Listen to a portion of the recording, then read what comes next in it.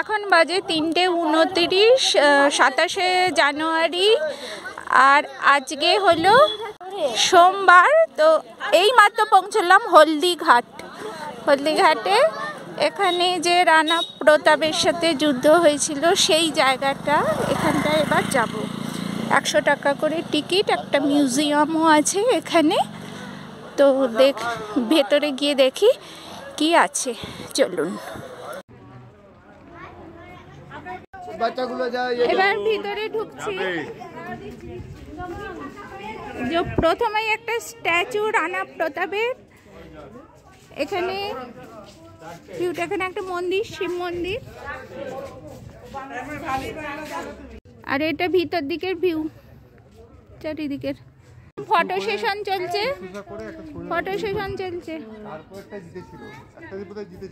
এটা চারিদিকের লেখা আছে রানা প্রতাপের সম্বন্ধে। আর এটা শ্রীনাথজির ছবি, একটা দেখছি ঠাকুর শ্রীনাথজির ছবি, যেটা রাজস্থানের নাম করা একটা ঠাকুর এটা। এবার আমাদের ট্রাভেলার চন্দনদার থেকে জেনে নেব এখানে কি আছে। মাউন্ট আবু থেকে 70 কিলোমিটার দূরে এটা হচ্ছে হলদিঘাট, যেখানে মহারানা প্রতাপের সাথে আর আকবরের যে যুদ্ধ হয়েছিল তার শো এখানে আরম্ভ হবে। আমরা সবাই ওয়েট করছি টিকিট কেটে 10-15 মিনিট শোটা দেখে, মিউজিয়াম দেখে আমরা আবার ফিরবো উদয়পুর। এখান থেকে 22 কিলোমিটার দূর। আচ্ছা, ঠিক আছে। হ্যাঁ বলুন, কি বক্তব্য? আমার বক্তব্য হচ্ছে হিস্টোরিক্যাল প্লেস তো, ঢুকবো না ভাবছিলাম, না ঢুকলে মিস করতাম। হিস্টোরিক্যাল প্লেস ঠিক, আর হিস্টোরিক্যাল প্লাস একটা গর্বের, আমাদের একটা গর্ব। মিউজিয়ামের চারিদিকটা ভিতরে, বাও, অপূর্ব সুন্দর চারিদিকটা। তো এখানেই আমরা একটার পর একটা শো দেখতে দেখতে একটার পর একটা স্টেজ ভিতরে ঢুকবো। श्रीमाली है। उन्होंने वरिष्ठ अध्यापक की नौकरी से स्वेच्छा सेवानिवृत्ति लेकर अपनी पैतृक भूमि पर इस संग्रहालय का निर्माण करवाया और इनके साथ कंधे से कंधा मिलाकर चली। इस सपने को साकार करने के लिए उन्होंने अपना सब कुछ न्योछावर था। ये युद्ध केवल एक दिन का था, जो मेवाड़ के राजा महाराणा प्रताप एवं मुगल अकबर की सेना के मध्य हुआ था। इस युद्ध में अकबर स्वयं नहीं आए थे। उन्होंने आमेर जयपुर के राजा मानसिंह को अपना सेनापति बनाकर भेजा था। हल्दी घाटी का युद्ध 5 किलोमीटर लंबे और 200 मीटर चौड़े क्षेत्र में हुआ। आप लोग सभी संग्रहालय में खड़े हैं। संग्रहालय से 200 मीटर की दूरी पर चेतक की समाधि है, जहां पर महाराणा प्रताप के स्वामी भक्त घोड़े चेतक को दफनाया गया था। यहां से 2 किलोमीटर की दूरी पर हल्दी घाटी दर्रा है। इस दर्रे की विशेषता है कि यहाँ की प्राकृतिक मिट्टी व पत्थरों का रंग हल्दी जैसे पीले रंग का है। इस दर्रे के चारों तरफ महाराणा प्रताप की भील आदिवासी सेना राणा पूंजा के नेतृत्व में तैनात थी। ये सेना तीर, भाले, पत्थर चलाने में कुशल थी। यहाँ से 1 किलोमीटर की दूरी पर शाही बाग है, जिसमें मुगल सेना का पड़ाव था। मुगल सेना 18 जून 1576 ईस्वी को प्रातः सूर्योदय के साथ मेवाड़ की राजधानी गोगुंदा की तरफ आगे बढ़ने लगी, तो उन पर महाराणा प्रताप की सेनाओं ने आक्रमण किया और उनसे गोरिल्ला पद्धति से युद्ध किया। ये आक्रमण इतना तेज था कि जिससे मुगल सेना में भगदड़ मच गई। महाराणा प्रताप की सेनाओं ने मुगल सेना को यहां से 3 किलोमीटर दूर पीछे समतल क्षेत्र में, जहां अभी खमनोर गांव है, वहां तक खदेड़ दिया। इसी खमनोर गांव के पास बनास नदी के पास समतल मैदान में 7 घंटे का भयानक युद्ध हुआ। इस युद्ध में दोनों पक्षों से कुल 18,000 सैनिक मारे गए। जब ये युद्ध समाप्त हुआ तो वहां पर मानसूनी बरसात हुई और वहां पर कटी हुई लाशें और खून ने पानी में मिलकर एक तलाई का रूप ले लिया। इतिहासकारों ने इस तलाई को रक्त तलाई का नाम दिया। इस युद्ध में ग्वालियर का एक पूरा राज परिवार, जिसमें राजा रामशाह तंवर और उनके दोनों पुत्र थे, शहीद हो गया। यहीं पर एक बगीचा बनाया हुआ है और जो इस युद्ध में शहीद हुए थे उनके स्मारक इसी बाग में बने हुए हैं। इस लड़ाई की विस्तृत जानकारी आपको एक फिल्म के द्वारा दी जाएगी। आप जब इस कक्ष में सब कुछ देख चुके होंगे तब ये फिल्म और लाइव व साउंड शो शुरू होंगे। तब तक के लिए धन्यवाद। এবার যাব অন্য আরেকটি শো দেখার জন্য। राज सोनगरा की पुत्री एवं महाराणा उदय सिंह की महारानी जयवंत कंवर की कोख से विक्रम संवत 1597 में अर्थात 9 मई 1540 को बाल्यकाल चित्तौड़गढ़ में गुजरा। सन 1567 में अकबर ने जब चित्तौड़गढ़ पर आक्रमण किया तो मेवाड़ के प्रमुख सरदारों और सेना नायकों के आग्रह पर महाराणा उदय सिंह ने चित्तौड़गढ़ छोड़ दिया। अपने देश, कुल, गौरव और मातृभूमि की मर्यादा के लिए प्राण न्योछावर करने वाले योद्धाओं और लड़नाओं से प्रताप ने न केवल सीख ली बल्कि ये घटना उनके जीवन का आधार बन गई। फरवरी 1572 को महाराणा उदय सिंह का देहांत हुआ। प्रताप की ज्येष्ठता और योग्यता को ध्यान में रखते हुए सरदारों ने उनको राजगद्दी पर आसीन किया। होली के दिन उनका गोगुंदा में राज तिलक हुआ। उस समय तक लगभग सभी राजाओं ने अकबर की अधीनता स्वीकार कर ली थी। एकमात्र महाराणा प्रताप ने अपना मस्तक अकबर के आगे नहीं झुकाया। प्रताप मुगलों से लोहा लेने की तैयारी में जी जान से जुट गए। 18 जून 1576 की सुबह हल्दी घाटी और खमनोर के मध्य एक मैदान में ऐतिहासिक युद्ध हुआ। महाराणा प्रताप की सेना गोगुंदा से हल्दी घाटी पहुंची, जबकि सेनापति मानसिंह के नेतृत्व में मुगल सेना ने हल्दी घाटी के ठीक नीचे मैदान में अपना मोर्चा जमाया। मुगल सेना के हरावल दस्ते द्वारा घाटी में घुसपैठ करने के प्रयास की प्रतिक्रिया स्वरूप महाराणा प्रताप की सेना मुगलों पर टूट पड़ी। प्रताप के हरावल सैन्य दलों का नेतृत्व पठान हाकिम खान सूर कर रहे थे। भीलू राणा, जो राणा पूंजा के नाम से भी जाने जाते थे, उनके नेतृत्व में भील आदिवासियों ने गोरिल्ला पद्धति से युद्ध करते हुए मुगलों के छक्के छुड़ा दिए। देखते ही देखते शाही सेना में खलबली मच गई। रक्त तलाई, घोड़ों के टापों, हाथियों की चमगाड़ों और तलवारों की झनकारों से गूंज उठी। चारों तरफ हाहाकार मच गया। युद्ध का घटनाक्रम अचानक उस समय बदल गया जब प्रताप ने अपने घोड़े चेतक को एड़ लगाकर मानसिंह के हाथी पर चढ़ा दिया और उस पर भाले से भरपूर वार किया। मानसिंह हौदे में दुबक गया। हाथी से उतरते समय चेतक की एक टांग कट गई। इस स्थिति को भांपकर महाराणा प्रताप के हमशक्ल सेनापति झालामान ने महाराणा प्रताप से आज्ञा लेकर उनका राजमुकुट धारण किया। मुगल सेना झालामान को महाराणा प्रताप समझकर उन पर टूट पड़ी और झालामान शहीद हो गए। उधर चेतक ने अपने स्वामी को 5 किलोमीटर तक 3 टांगों पर ही लेकर एक बरसाती नाले को पार किया।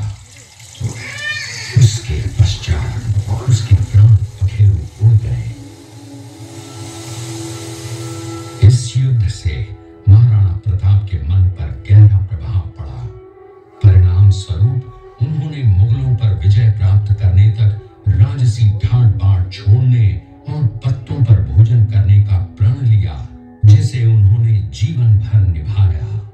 महाराणा प्रताप ने अपना सैन्य बल बढ़ाकर सर्वप्रथम अरावली पर्वत की घाटियों में बसे दिवेर पर चढ़ाई कर विजय प्राप्त की।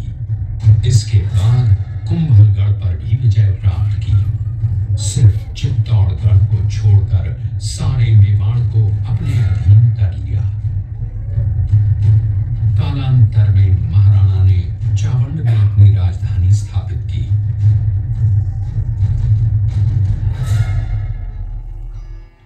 19 जनवरी 1597 को राणा प्रताप ने मात्र 57 वर्ष की आयु में इस संसार से प्रयाण किया।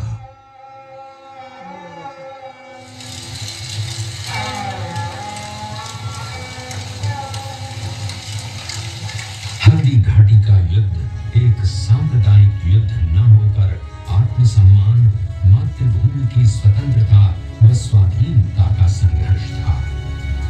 इसका प्रमाण ये है कि जहां पर अकबर की सेना के सेनापति जयपुर के राजा मानसिंह थे, वहीं पर महाराणा प्रताप की सेना के सेनापति काबुल के हाकिम खासूर थे।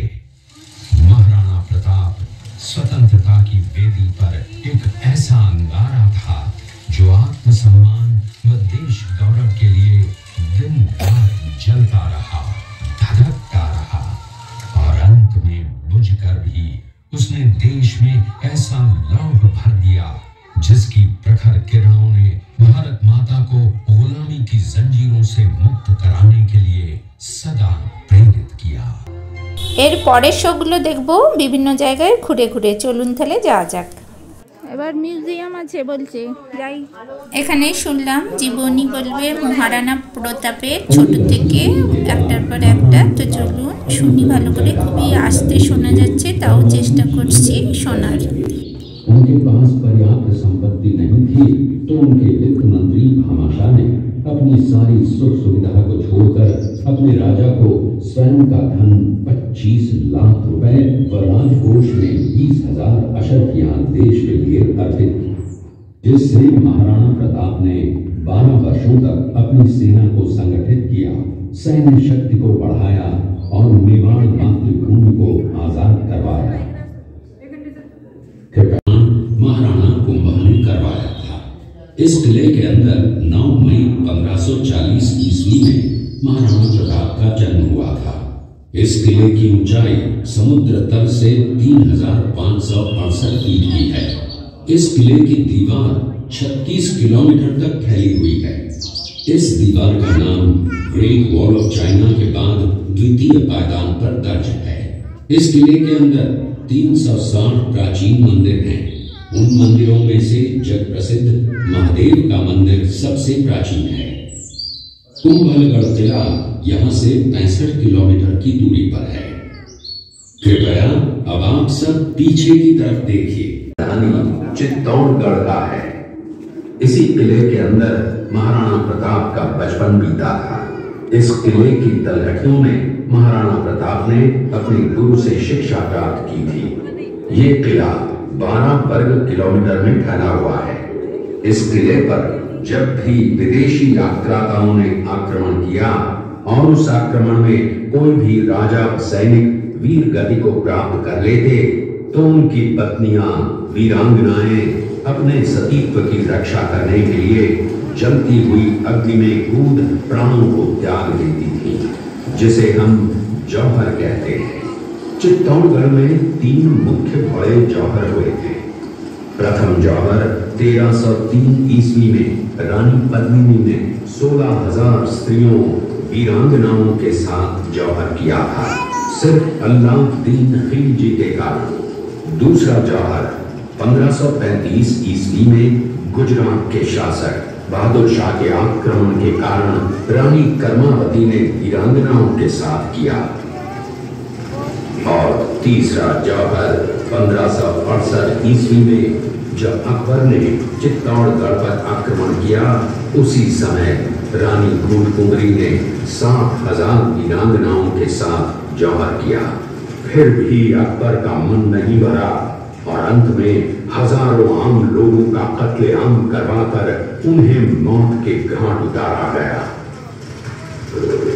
इस किले में देखने योग्य विजय स्तंभ है, कीर्ति स्तंभ, मीरा मंदिर, जैन मंदिर, कालिका माता मंदिर, भामाशाह हवेली, कुंभाश्याम मंदिर, फतेह प्रकाश महल हैं। ये किला यहां से 140 किलोमीटर दूरी पर है। ये देखते हुए सभी अतिथि आगे की तरफ चले। आगे की तरफ ऐसे कैसी बोल बोल। शेरपुर गांव का दृश्य है। अब्दुल रहीम खान खाना अजमेर का सूबेदार था। जब वो शेरपुर पहुंचा तब इसका पता कुंवर अमर सिंह को चला, जो महाराणा प्रताप के पुत्र थे। अमर सिंह ने शेरपुर छावनी पर अचानक आक्रमण कर दिया। उस आक्रमण में मुगल सेना में भगदड़ मच गई। मुगल सेना को अपनी छावनियों को छोड़कर भागना पड़ा। छावनियों के अंदर से लूटा हुआ माल व अब्दुल रहीम खान खाना, जिसकी बेगम आनी खान को बंदी बनाकर महाराणा प्रताप के सामने पेश किया गया। तब अमर सिंह पर महाराणा प्रताप क्रोधित हुए और कहा, जहां से इस नारी को बंदी बनाकर लाए हो, इसे पुनः ससम्मान लौटा कर आओ। महाराणा प्रताप ने कहा, हमें नारी से कोई दुश्मनी नहीं है, हमें तो देश विद्रोहियों से दुश्मनी है, जिन्होंने चारों तरफ आतंक फैलाया है। महाराणा प्रताप के आदेश का पालन करते हुए कुंवर अमर सिंह ने उस मुगल नारी को ससम्मान छावनी तक पहुंचाया। इस प्रकार महाराणा प्रताप ने अपने क्षत्रिय राजपूत धर्म का पालन किया और पराई स्त्रियों को मां, बेटी और बहन का दर्जा दिया। ये है महाराणा प्रताप का चरित्र और नैतिक उदारता का परिचय। ये देखते हुए सभी अतिथि आगे की तरफ चले। अब लोगों ने चित्तौड़गढ़ का दृश्य देखा। उसी किले के अंदर की ये घटना है। मेवाड़ की एक ऐसी मां थी जिसने अपने पुत्र का बलिदान देकर राजवंश की रक्षा की थी। उस मां का नाम पन्नाधाय था। पन्नाधाय जाति से गुर्जर थी। वो एक राजकुमार की धाई मां थी। दूसरी तरफ हाथ में तलवार लिए खड़ा ये बनवीर सिंह एक दासी पुत्र है। ये कुंवर उदय सिंह की हत्या करके मेवाड़ की राजगद्दी प्राप्त करना चाहता था। एक रात्रि बनवीर सिंह को मौका मिला। वो राजकुमार उदय सिंह के बड़े भाई विक्रमादित्य सिंह की हत्या करके राजमहल की तरफ आगे बढ़ा। इसकी सूचना पन्नाधाय को लग गई। कुछ समय तक पन्नाधाय चिंतित हुई। तभी पन्नाधाय ने अपने पुत्र चंदन को राजसी कपड़े पहनाकर पलंग पर सुला दिया और उदय सिंह को एक टोकरी के अंदर छिपाकर पत्तों से ढक के महल के बाहर निकालकर गुप्त रास्ते से कुंभलगढ़ भेज दिया। बनवीर सिंह जब तलवार लेकर राजकक्ष में आया तो उसने पन्नाधाय से कड़क आवाज में उदय सिंह के लिए पूछा तो पन्नाधाय ने चंदन की तरफ इशारा किया। बनवीर ने चंदन को उदय सिंह समझकर चंदन की हत्या कर दी और ये समझने लगा कि मैंने राजकुंवर उदय सिंह को मार दिया। वही राजकुंवर बड़े होकर राजा बने और अपने नाम का उदयपुर नगर बसाया, जो यहाँ से 40 किलोमीटर दूर है। और उन्हीं के पुत्र महाराणा प्रताप हुए, जिन्होंने हल्दी घाटी का युद्ध लड़ा और आज हम लोग उनका इतिहास यहाँ पर देख रहे हैं। प्रताप की वीरता को दर्शाती है। एक समय नरभक्षी बाघ का आतंक छाया हुआ था। महाराणा प्रताप ने उस बाघ का शिकार कर उस बाघ को मार डाला। ये घटना महाराणा प्रताप की वीरता की प्रतीक है। प्रताप अपनी प्रतिज्ञा का पालन करते हुए महाराणा प्रताप ने प्रतिज्ञा की थी कि जब तक अपनी मातृभूमि को शत्रुओं से मुक्त नहीं करा लेता, तब तक न तो मैं महलों में रहूंगा, न किसी धातु के पात्र में भोजन करूंगा, न किसी गद्दी के बिछौने पर सोऊंगा। पत्ते ही भोजन के पात्र होंगे, जमीन ही बिछाना होगा। इस प्रतिज्ञा का पालन उन्होंने 21 वर्षों तक जंगलों में रहकर किया। इस दृश्य में देखिए महाराणा प्रताप वृक्ष के नीचे बैठकर पत्तों पर खाना खाते हुए। इसी कारण हम आज भी महाराणा प्रताप को श्रद्धा व सम्मान से याद करते हुए देशभक्ति की प्रेरणा प्राप्त करते हैं। ये दृश्य महाराणा प्रताप और सुविख्यात स्वामी भक्त घोड़े चेतक के अंतिम मिलन का है। हल्दी घाटी युद्ध के बाद चेतक घोड़े ने 22 फीट के एक बरसाती नाले को पार किया। ये उसी समय का दृश्य है। पास में खड़े महाराणा प्रताप के छोटे भाई शक्ति सिंह हैं, जो पहले मुगल सेना में थे। बाद में वो महाराणा प्रताप की तरफ आए, माफी मांगी और अपना घोड़ा महाराणा प्रताप को दिया। प्लानिंग मीटिंग करते थे महाराणा प्रताप। এটা বলছে এখানে মিটিং করতো মহারাণা প্রতাপ তার বিশ্বস্ত সব লোকেদের নিয়ে এরকম একটা গুহায় মিটিং করতো। घाटी युद्ध में अलग अलग हिस्सों के सब सरदार सहयोग दिया महाराणा प्रताप का। আর এগুলো হলো বিভিন্ন সর্দারের যারা মহারাণা প্রতাপের সহযোগিতা করেছিলেন। হলদিঘাটে বিভিন্ন সর্দার বিভিন্ন কার্যক্রমে যারা মহারাণা প্রতাপের সাথে ছিলেন। प्लांट है देसी गुलाब जो है हल्दीघाटी का फेमस है। उसका शरबत गुलकंद गुलाब जल ये बनाते देसी गुलाब का। इसमें गुलाब के फूल और पानी डाल के इसको पैक करके उबालते हैं और इसकी भाप जो बनती है उसे बांस की नली दूरा कुछ कॉपर के बर्तन में ठंडा करते हैं। गुलाब जल जो आंखों में डालते हैं मिठाई मेकअप पूजा वगैरह में। और दूसरा बनाते हैं गुलकंद, गुलाब के फूल की पत्तियों को मिश्री के साथ कूट के दूध में पकाते हैं, उससे गुलकंद बनता है। गुलकंद पेट कब्ज एसिडिटी में छाले पेट की ठंडे के लिए खाते हैं। गुलाब शरबत फेमस है यहाँ का। आप भी लेना चाहे तो देखिए आप शॉप पे से टेस्ट करो। আমাদের রানা প্রতাপের কাহিনীগুলো সব শোনার পর তারপরে এরকম একটা বাইরের লন আছে মিউজিয়াম থেকে বেরিয়ে এসে চারিদিকে এই জিনিসগুলো করা আছে। এখানে দোকান আছে আর এখানে একটা আছে এরকম। এটা গ্রামের একটা দৃশ্য আছে, এটা সাপ খেলা দেখাচ্ছে। এখানে এরকম একটা দৃশ্য আছে, এতে উট রে, এই দেখ উট, উটের মূর্তি। এর ভিতরেও অনেক দোকান আছে চারিদিকে। এখানটা এরম আছে আর একটা বোটিং হচ্ছে এখানে, পুকুরের মতো আছে ছোট। আমাদের ওখানে যে ছোটখাটো পুকুর হয় সেরকম একটা লেক এখানে। হলদিঘাটের মিউজিয়াম পুরোটা দেখা হয়ে গেল। এবার আমরা যাচ্ছি উদয়পুরে। উদয়পুর গিয়ে দেখি কীরকম হোটেলে থাকবো, তো তারপরে হোটেলের ভিডিও নিয়ে ফিরে আসছি। এখনকার মতো টাটা।